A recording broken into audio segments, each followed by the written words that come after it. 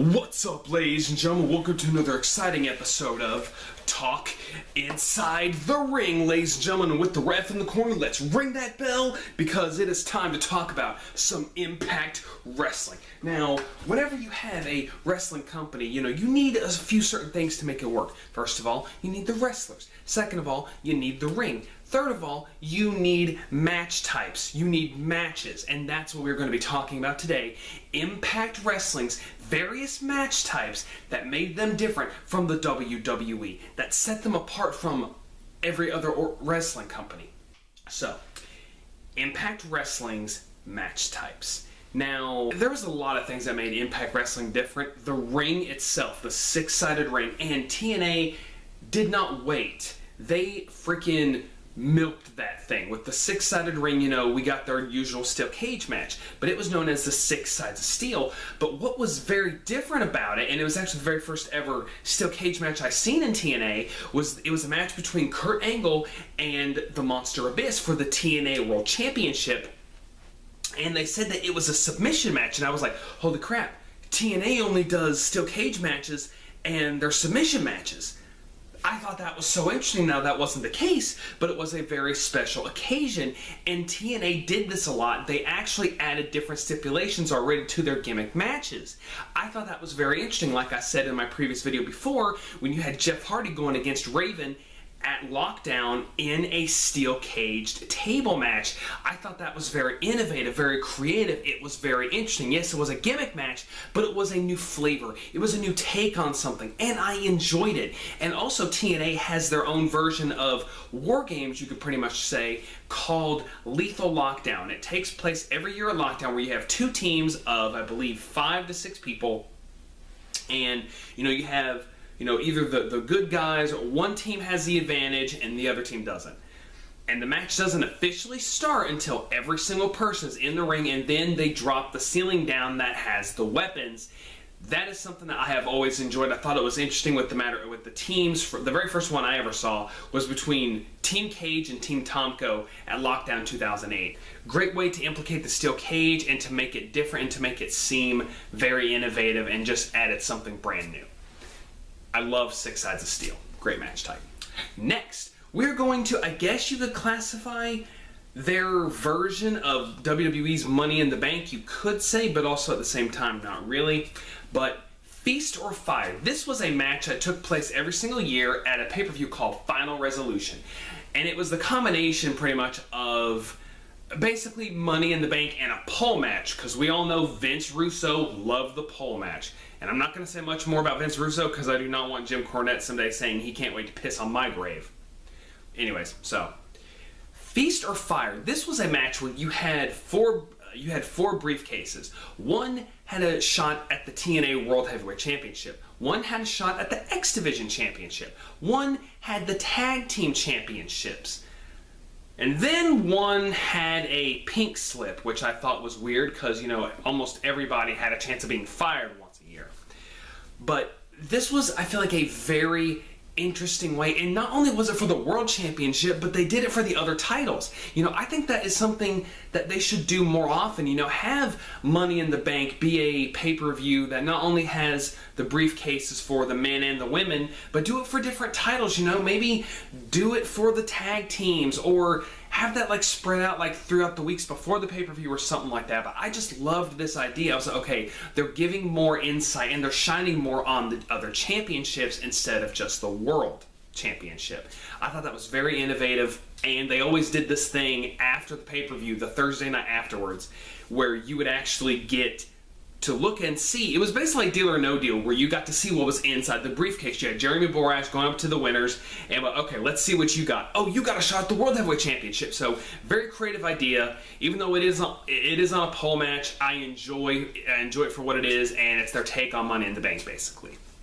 So now we get into another interesting match type, King of the Mountain. This I also kind of feel like was their version of Money in the Bank. And the reason was because of the stipulation. It was a reverse ladder match. First of all, I was like, holy crap, that is amazing. Taking something and spinning it on its head. I liked how TNA was being different. The King of the Mountain match was where you had, I believe, 6 competitors and you had to get the World Heavyweight Championship, or the title that was ever, being defended or offered. You had to get it from the referee, and you had to hang it on the hook instead of bringing it down. You had to hang it up instead of bringing it down.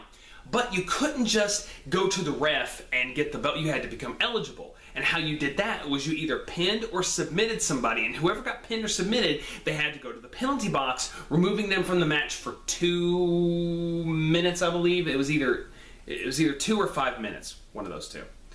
But once you became eligible, you could go to the ref and say, hey, give me the belt, give me the belt, give me the belt. And you could climb and you could hang it up to become world champion. And I thought that was such an innovating idea. Like I said, again, I love spinning original match ideas on their heads and giving something different, trying to do everything you can to make your product seem different, and to get eyes on the product, to be like, hey, we're different from this company. We do things a little bit different. We create our own stuff.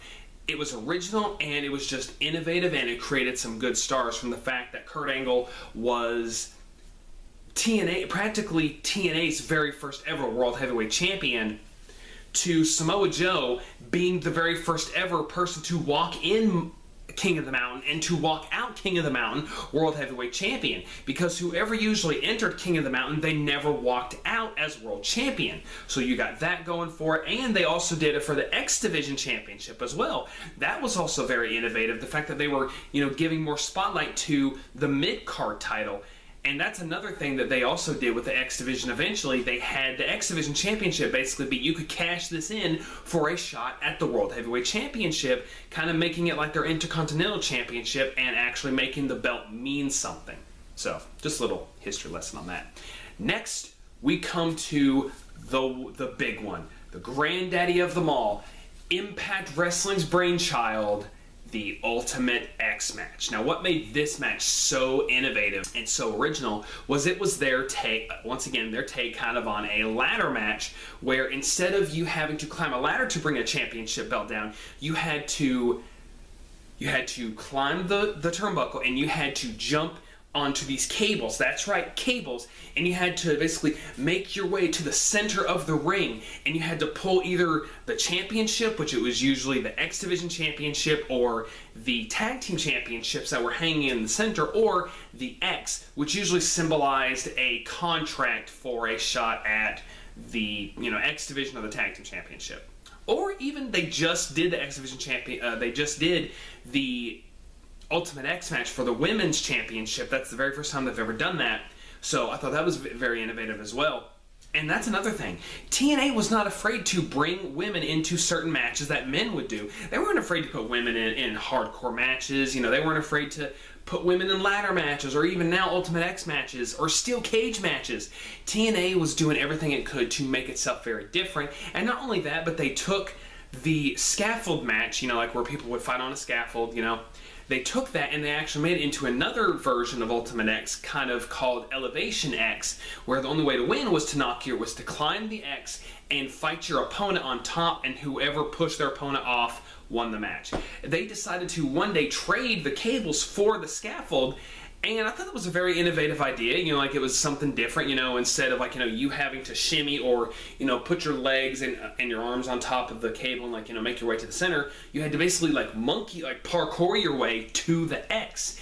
And I thought that was, once again, very innovative, very different. It made TNA, and it even shone light on the X Division, and that was TNA's main thing, really, was the X Division, and what made it different from the Cruiserweight division. And it just made TNA very different, and it was something that always caught my eye through the years of 2007, maybe all the way to 2013. And I also forgot to mention that Impact did a variation of the 6 Sides of Steel, where they put a table match inside the steel cage with Jeff Hardy and Raven. Now, I might have already mentioned that before, but just their ability to, and their desire to be so different, to give someone else a different view into pro wrestling, made them a good company. But ladies and gentlemen, put down in the comments below if you were ever a fan of Impact Wrestling, and if you're a fan of Impact Wrestling now, let me know, what is your favorite match type that they have done? What is your favorite match stipulation that they do nowadays? I really want to know. Don't forget to